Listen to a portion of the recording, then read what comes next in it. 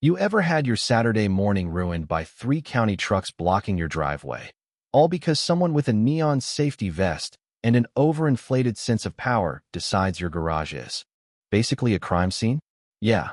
Welcome to Birch Ridge, where the color beige is a way of life, and the only thing more common than gossip is a clipboard with your name on it.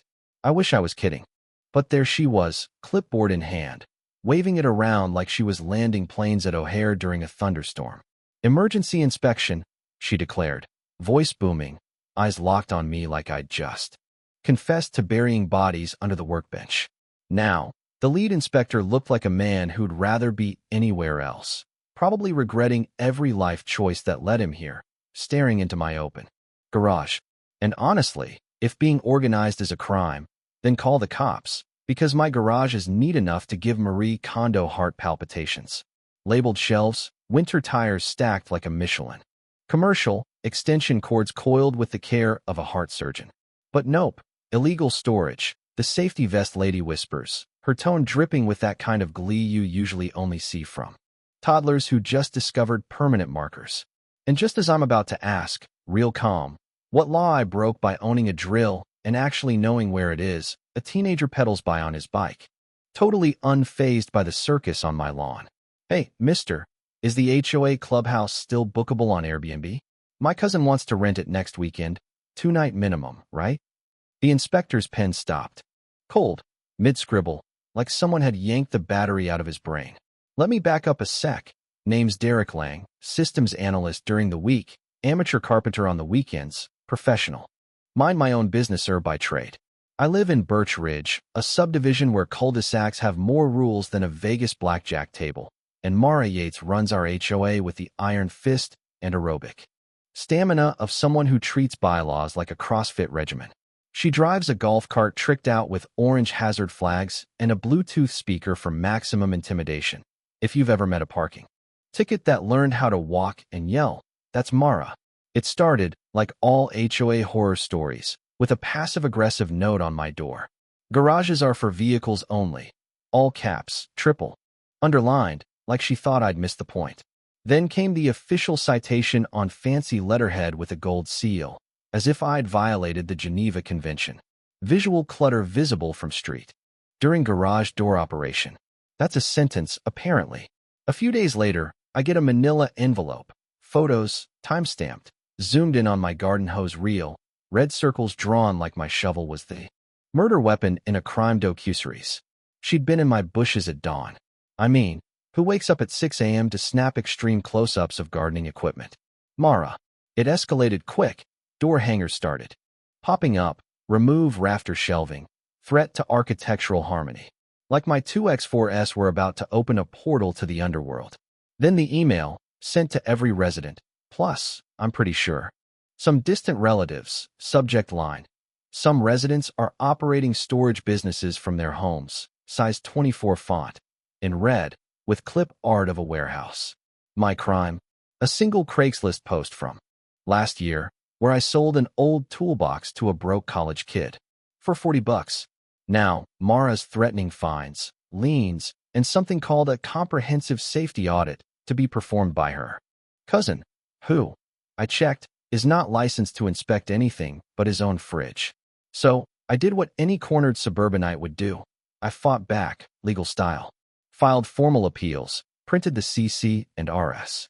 That's covenants, conditions, and restrictions for you blissful non-HOA folks, cited city code about residential garages. Mara's response: what can only be described as a full-length poem made out of capital letters, boldface, and enough exclamation points to bankrupt the punctuation market. CC'd 17 people, including someone's grandmother who moved to Arizona in '98. Then she made her big move, called the county, filed an official complaint, illegal storage use, residential zone. And, God help me, the county actually showed up.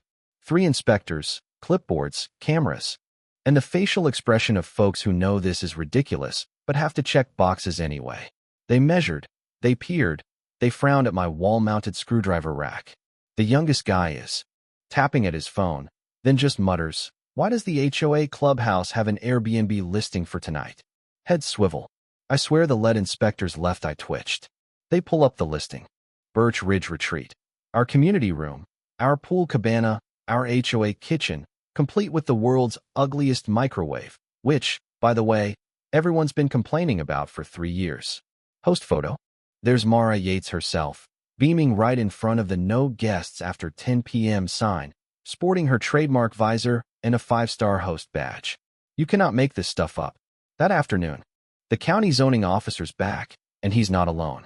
Now there's a code enforcement supervisor, some state lodging compliance person who smells like bureaucracy and rage, and a woman with a briefcase, who just says, Attorney General's office. No first name, just from. They dig into it fast. The clubhouse has active bookings out 3 months, an automated door code system, lockboxes hidden in bushes, 0 permits, 0 business licenses, not a shred of legal approval. Doug, our HOA treasurer and a retired accountant who thought the clubhouse just magically paid for itself, turns a shade of gray I've only seen on weather alerts, then sits on the curb with his head between his knees. The inspector finally tells me, straight up, your shelves are fine. Always were. The HOA's little Airbnb side hustle? Extremely not fine. So now the board calls an emergency meeting at the clubhouse. Standing room only, people sitting on windowsills, everyone who's ever gotten a citation from Mara staring at her like it's open season. Mara struts in, ready to give what she probably believes is a TED Talk about innovative community monetization. Got a PowerPoint, loaded with graphs and arrows and everything. She makes it to slide 3. That's when the lodging officer clicks a button and hijacks the projector. Suddenly, it's a slideshow of Airbnb reviews. Love the pool, though the security guard was kind of a cranky neighbor named Hank. And there's Hank, waving from the back, grinning like he just won the lottery. Next review, noise curfew loosely enforced. Host told us to ignore the old bylaws poster in the kitchen. Audible gasp. Then come the receipts, spreadsheets, thousands in unpaid occupancy taxes, zoning violations, insurance fraud. Best of all, a tidy list of direct deposits from Birch Ridge Hospitality LLC, right to Mara's own mailbox. Deposits match the Airbnb payout schedule, down to the penny. The county slaps the HOA with $12,000 in fines on the spot.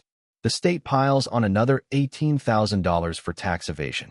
Our HOA attorney, who, I kid you not, hasn't blinked since they cracked open the evidence folder, says that renting common amenities for personal profit violates every single line in our covenants, and probably a few laws they wrote back when Julius Caesar was a kid.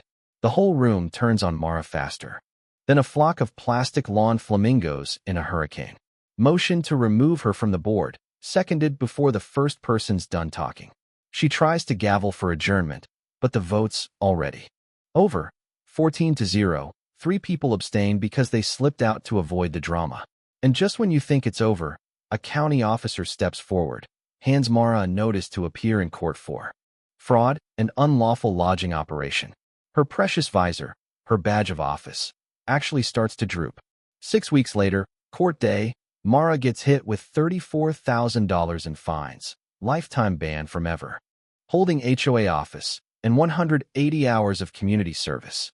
The board, with a little extra flair, decides her hours should be spent organizing the HOA storage closet she once called chaotic, under the watchful eye of Hank, now armed with a label maker and the righteous fury of a man who's been waiting his whole life for this. I'll never forget that courtroom, when the gavel dropped. Mara's face cycled through every color in the embarrassment rainbow, finally landing on a shade of purple I didn't know existed. She tried to speak, nothing came out. She just left, visor abandoned on the defendant's table like a flag of surrender. So, tell me, who's worse? The neighbor who follows every little rule, or the one who writes them, breaks them, and expects everyone else to just smile and nod? Drop your thoughts down below. Have you ever tangled with a power-hungry HOA or caught someone in the act? Hit that like button if you believe in real justice, and don't forget to share your own HOA horror stories. Let's see whose neighborhood is the wildest. I'll be reading every word.